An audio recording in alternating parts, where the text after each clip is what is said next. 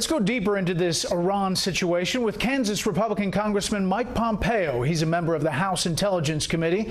Congressman Pompeo joins us tonight from Wichita. Congressman, good to see you. Your reaction to this story, first of all. So the story doesn't surprise me, sadly. We've been tracking what happened when these hostages were released now for months. We've asked lots of questions, and now we have definitive reporting that bundles of cash were transferred to a terrorist regime that continues to take American hostages. This is a traditional foreign policy thing that we don't trade money for our hostages, and in this case it appears we traded at least $400 million, maybe as much as $1.7 billion. This is an enormously dangerous foreign policy failure. Congressman, not surprising, you're here at the White House saying this is not ransom money. This is what Josh Earnest said from the podium today about this.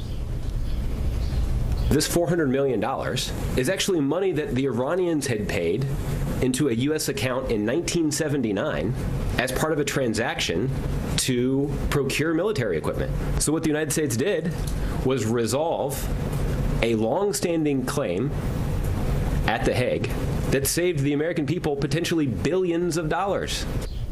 They say they know the optics look bad, but this is old news. The fact that money was on an airplane, an unmarked cargo airplane, that they deceived the American people in Congress about. They never told us. Within hours of the time that these hostages were released. Just strange credulity, Brett, to think that this kind of thing is just a coincidence is something that I don't see how Josh Earnest says with a straight face. This was a really bad foreign policy. It was an intentional deceit of Congress, and we still have lots of unanswered questions about how such a thing could come to be. Well, go into specifics about what you tried to do, what you tried to get from the administration on details of this transfer of money.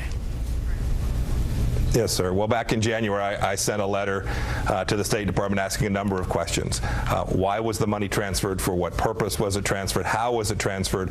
Why was Congress not notified immediately of the method that this was transferred? All of the things surrounding this transition between these American hostages coming home and money leaving, taxpayer money leaving, headed to the Iranian terrorist organizations, were the questions we asked. To date, we've received no written responses. And you weren't alone. There were other lawmakers, obviously, who wrote letters and tried to get information as well. Brett, number of letters, indeed. Senator Cornyn from Texas on the Senate side and I on the House side have introduced legislation demanding that they provide us reports. We haven't got that passed into law yet, but there are dozens of lawmakers asking hard questions, lawmakers from both sides of the political aisle who understand that their failure to treat the Iranians as the terrorists that they are and instead treat them as if they're a partner in peace is completely inappropriate and unsafe for America.